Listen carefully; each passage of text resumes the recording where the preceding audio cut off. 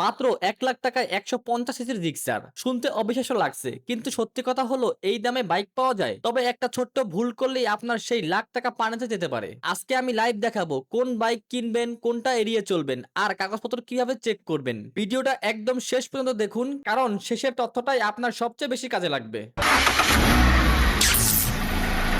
আসসালামু আলাইকুম, কেমন আছেন সবাই? আশা করি আল্লাহর রহমতে সবাই ভালো আছেন, সুস্থ আছেন। আলহামদুলিল্লাহ আমিও আপনাদের দোয়ায় ভালো আছি।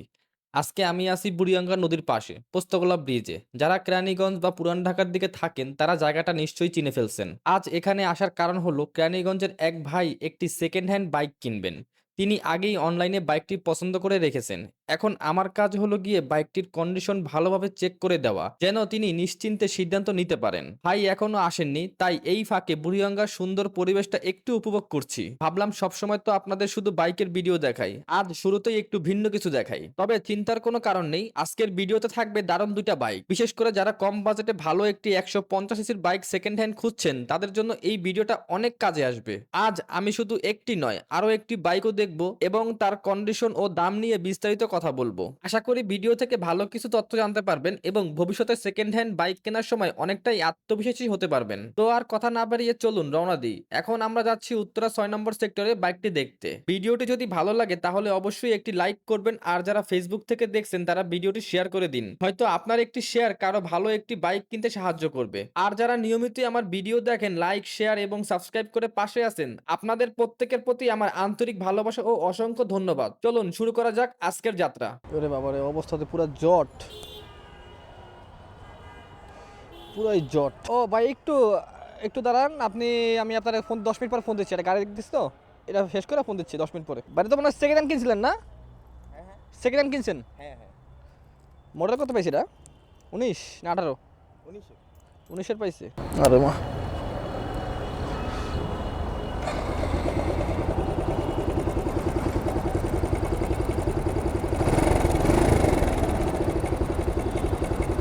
হলার থেকেও সাউন্ড বেরোয়, ইঞ্জিন থেকেও তো সাউন্ড বেরোতেছে।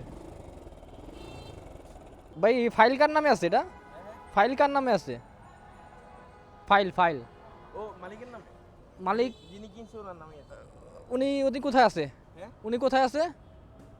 বুঝি নাই। উনি আছে বিদেশ? না না, দেশি আছে। ও আচ্ছা আচ্ছা।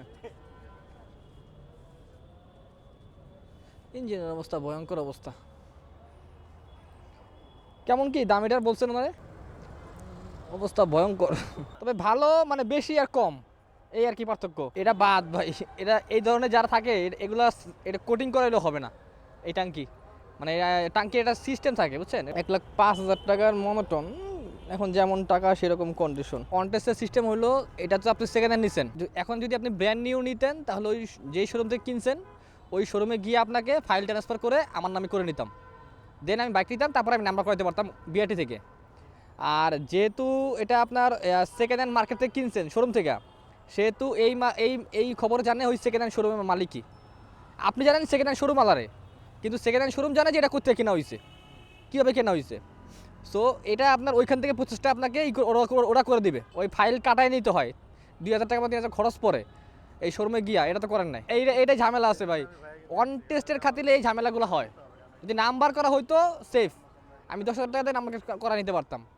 এই গাড়িটা এখন উনি চালাবে, ওই মালিক নিছে, আপনি নিছেন, তারপর উনি তৃতীয় মালিক, কিন্তু গাড়ির এখন পর্যন্ত মেন মালিক কেউ হয়ই নাই। মানে আমরা তো তৃতীয় পার্টি হবো, সেটা সমস্যা নাই বুঝলাম, কিন্তু আপনার মেন মালিকই তো হয় না গাড়িটার। অনেক ঝামেলা তখন, এখনকার ঝামেলা থেকে তখনকার আরও ঝামেলা বেশি। আগে এটা ফাইল আপনার নামে করান, দেন আপনি ওনার নামে করাই দিন, বা ওনাকে বলেন ওনার নামে করাই দিয়েছে ডাইরেক্ট। কি বলি, সমস্যা কি? হ্যাঁ, তাহলে আপনি মাঝখানে আইসেনই না। হ্যাঁ, সমস্যা কি? ওনার সাথে আপনি কন্টাক্ট করে দিই, সমস্যা কি? যদি ওনার গাড়ি পছন্দ হয় তাহলেই কথা, এটা করেন, কারণ যে আপনার নামে এখন করে লাভ নেই। আচ্ছা ঠিক আছে, যদি দিয়াবাড়ি শোরুম থেকে কেনা হয় তাহলে দিয়াবাড়ি ওই শোরুমের সাথে কথা বলেন যে ভাই আমাকে মালিকানা করে দিতে হবে। চাবি মনে করেন ভিতরে দিল, উঠবে আর নামবে, এই অবস্থা দেখবেন। দেখছেন যা বলছি তাই, চাবিও নাই, জাস্ট গার্ড খুলে কেমন এটাই বুঝতেছি না। একটু চালায় দেখে আসি জট গাড়ি। ওই কিছু কিছু লোক বলে কি জানেন, যক্ষা, জট, হ্যান্ডেল বাঁকা। গাড়িটা নিয়ে পড়ছিল ভাই। আমি কিছু মানে এই ভাইরা আবার আমার ভিডিও দেখে, যার গাড়ি কিনতে আসছি এই ভাইরা আবার আমার এই ভিডিও দেখে, বুঝতে পারছেন? এখন বিষয় হলো, আমি যদি এই গাড়িটা খারাপ বলি ভাইরা আবার দেখবে, কিন্তু কিচ্ছু করার নাই আমার, আই এম সরি ভাই। যদি আপনি আমার ভিডিওটা আবার এইটা থেকে দেখে থাকেন তাহলে সরি, কারণ আমার খারাপ জিনিস খারাপ বলতে হবে ভাই, আর ভালো জিনিসে ভালো বলতে হবে, এটা আমি প্রতিটা ভিডিওতেই বলি। এখন আমি একটা জট গাড়ি চালাইতেছি ভাই, বুঝলাম যে আপনার এই 1,05,000 টাকা আস্কিং, হয়তো উনি 1 লাখ টাকা ছেড়ে দিবে, বা দামাদামি যদি করি তাহলে উনি 1 লাখ টাকা নিচেও আসবে, ঠিক আছে, ওনারও দোষ না ভাই, উনি যে টাকা দিচ্ছে সেই টাকায় আপনি মডার্ন গাড়ি কী আশা করতেছেন, বুঝতে পারছেন তো? এখন মডার্ন গাড়ি নিতে গেলে আমি যেগুলো প্রেফার করি, আমি যেগুলো নেই, আপনারা আমার ভিডিও দেখবেন 1,65,000-70,000-এর নিচে আমি কোনো গাড়ি নেই না, ঠিক আছে, 1,60,65,000-70,000-এর নিচে আমি কোনো মডার্ন গাড়ি ধরি না। আর সেই ক্ষেত্রে আপনি যদি 1 লাখ টাকার নিচে বা 1 লাখ টাকা একটা মডার্ন নেন, সেক্ষেত্রে ভাই আপনার জন্য এটা পারফেক্ট বাইক, ঠিক আছে, আর কিছু বলার নেই এখানে। এই গাড়ি শুধু মানে আমি জানতাম না, আমি আসলে যাই না আসছি কি জানেন, আমি জানলে হয়তো আমি এই গাড়িটার জন্য কখনো এখানে আসতাম না, আমি ভাইরে আগেই বলতাম যে ভাই এটা নিয়েন না, নিলে আপনি শুধু প্যারায় পড়ে যাবেন। শুধু এটা আমি করার জন্য আসছি, আমি ভাইয়ের থেকে শুনছিলাম এক কথায় যে ভাই একটা 25-এর গাড়ি আছে, আমার একটু দেখে দিবেন কন্ডিশনটা ভালো মন্দ, জাস্ট এটাই, আর কিছু না, হাতের থেকে দেখে রাখছি আমি, জাস্ট ওইটা দেখার জন্য সেই কেরানীগঞ্জ থেকে উত্তরে আসছি। কিন্তু মাঝপথে আইসা বা এই গাড়িটার কাছাকাছি আইসা জানলাম যে গাড়িটা 25-এর বলতে 25-এর অক্টোবরে কেনা, বুঝতে পারছেন, মডেল পাইছে 2019, গাড়ি দেখে তো আমি বলে দিচ্ছি গাড়ির মডেল 19। এই অবস্থা আমার পুরোপুরি বলেন, আর আমি ওইভাবে খেয়ালও করি নাই। যাই হোক, আর ভাইয়ের বাজেট সর্বোচ্চ ছিল 1,10,000 টাকা, কিন্তু গাড়ি এটা 1,05,000 টাকায় পাচ্ছে, 1,05,000 টাকায় যে পাচ্ছে বিষয় আর কিছু নাই ভাই। এই গাড়িটা আমি আপনার মানে আমার কাছে টোটালি ভাই ভালো লাগতেছে না, ঠিক আছে। এখন 1,05,000 টাকা কিন্তু কম না ভাই, যদি আমি 1,05,000 টাকায় কিনি বা 1 লাখ টাকায় কিনি, সেটা কিন্তু ভাই কম না, ইউজ পরিমাণ টাকা, হ্যাঁ। কিন্তু ভাই আমার এই জিনিসটা মাথায় রাখতে হবে যে আমার 1 লাখ টাকা আমি রাইখা দিই, দরকার বললে আমি আর 6 মাস ওয়েট করি, দেন একটা মোটামুটি একটা ভালো মানের বাইক কিনি। এই গাড়িটা নিয়ে যদি উনি যায়, উনি পুরাই ধরা খাবে ভাই, বুঝতে পারছেন, আর কিছু বলার নেই আমার। হ্যান্ডেল বাঁকা, মাইর খাওয়া, আর এদিকে সমস্যা, মানে ও বাবা বললে সর তো নাই, এই ধরনের গাড়ি ভাই প্রেফার করি না ভাই, গাড়ির টান উঠে না ঠিক মতো, তাও মডার্ন থেকে 40-42 উঠছে ভাই, অন্যান্য গাড়ির এটা উঠতো না, কারণ মডার্নে আপনার রেডি পিকআপটা ভালো আসে না, এটা চালায় পুরো শেষ করে দিচ্ছে আপনার, তার মধ্যে আবার ওয়ান টেস্ট গাড়ি, এখানে ঝামেলা অনেক। এই গাড়িটা নিয়ে আপনার মনে হবে যে আপনি ধরেন 1 লাখ টাকা কিনা আবার আপনি আর 20,000 টাকা খরচ করবেন নাম ট্রান্সফারের জন্য, মনে হয় বা মালিকানা করার জন্য, ভাই পুরাই লস প্রজেক্ট, এখানে কিছু বলার নাই আমার। এখন ভাইদের বলমু, চাবি উঠে গেছে, গাড়ি কিন্তু স্টার্টে আছে, টায়ার শেষ, ডিস্ক আপনার ক্ষয় হইতে হইতে শেষ, এটা তো ভাই আছে, প্যারাগ্রিকের অবস্থা খারাপ। আমি এসবে ধারণা কম আসলে। হ্যাঁ হ্যাঁ, সমস্যা নাই, বলেন। বুঝলে শখ করে গেছে, এত কিছু তো বুঝি দেখি না। কাগজটা কি কি আছে। এখন আমারে জাস্ট বলছে যে বললো জানো যে এটা নাকি দিয়াবাড়ি বিআরটিএতে নিলে এটা দিয়ে নাকি নাম্বার করে দিবে।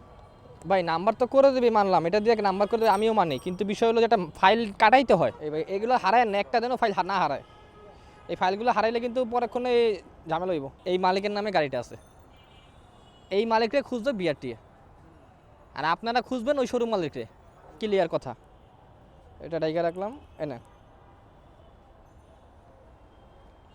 ইনভয়েসটা কোথায়, এই যে গেট পাস,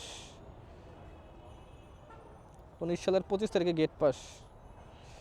আপনার কাগজ ঠিক আছে ভাই, কাগজ ঝামেলা নাই, কিন্তু আপনি ওই মালিকটা দিয়ে কাটায় নেন, আর যদি ওনারে বলেন উনি করে দিবে যেভাবে হোক, আপনার কাগজ ঝামেলা নাই, কাগজ ঠিক আছে ভাই।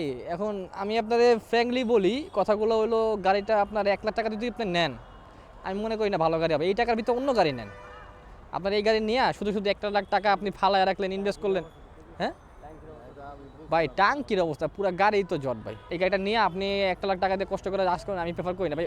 আপনারা এই টাকার ভিতরে কখনো 160 সিসি গাড়ি দেখেন না, শুধু এই গাড়ি না, আপনারা যদি দেখেন আপনার এই কোয়ালিটির গাড়ি পাবেন, যেটা দেখেন আপনারা 4B ভাই যেগুলো গাড়ি দেখেন আপনার এই 19-এর মডেল পাবেন, 19 এর গাড়িটা কন্ডিশন আরও খারাপ, এই গাড়ির দাম 60-70 হাজার টাকা আছে যে বর্তমান কন্ডিশন। এখন আমি তো আপনাদের পক্ষ নিয়ে কথা বলবো ভাই, আমি তো বিক্রি করতে আসি নাই, এই জন্যই বললাম যে আপনি একটু বাজেট বাড়ায়া দরকার বলে এই জায়গায় নেন, একটু বাজেট বাড়ায় নিয়ে আসেন, আপনার দরকার বলে 6 মাস ওয়েট করেন, কিন্তু এই জন্য খারাপ গাড়িটা নিয়েন না। 31 ধরে রাখেন, 30-35 ধরে রাখেন মিনিমাম। তো ভাই আশা করি এতক্ষণে আপনারা অনেকটাই পরিষ্কার ধারণা পেয়ে গেছেন সেকেন্ড হ্যান্ড বাইক কেনার সময় কি কি বিষয় খেয়াল রাখতে হয়, বিশেষ করে ওয়ান টেস্ট বা ফাইলওয়ালা বাইকগুলো কিনলে কি ধরনের ঝুঁকি থাকতে পারে। আসলে হাত থেকে বাইক কিনতে গেলে অনেক বিষয় ভালোভাবে যাচাই করতে হয়। শুধু বাইকের কন্ডিশন ভালো হলেই হবে না, কাগজপত্র ঠিক আছে কিনা, মালিকের তথ্য মিলছে কিনা, ভবিষ্যতে নাম ট্রান্সফার করা যাবে কিনা, এসব বিষয়ও সমান গুরুত্বপূর্ণ। এগুলো যাচাই না করলে পরে অপ্রয়োজনীয় ঝামেলায় পড়তে পারেন। অন্যদিকে যদি কোনো বিশ্বস্ত শোরুম বা অথেন্টিক ডিলারের কাছ থেকে বাইক কেনেন তাহলে কাগজপত্র এবং নাম ট্রান্সফার নিয়ে ঝামেলার সম্ভাবনা অনেকটাই কমে যায়। তবে শেষ সিদ্ধান্ত কিন্তু আপনাদের, ভালোভাবে যাচাই বাছাই করে তারপরেই বাইক কিনবেন। আজকের ভিডিওতে আমি লাইভ দেখিয়ে দেওয়ার চেষ্টা করেছি বর্তমান মার্কেটে কোন বাজেটে কি ধরনের বাইক পাওয়া যায়। যারা কম টাকায় ভালো একটি বাইক খুঁজছেন তাদের জন্য আশা করি ভিডিওটা কাজে আসবে। যদি আপনার লক্ষ্য হয় 125 সিসির একটি ভালো কন্ডিশনের বাইক তাহলে চেষ্টা করবেন কমপক্ষে 1,20,000 থেকে 1,50,000 টাকা বাজেট রাখ। আর যদি 150 সিসির বাইক যেমন জিক্সার, এফজেড, টিভিএস, আরটিআর 4বি বা এই ধরনের কোনো ভালো বাইক কিনতে চান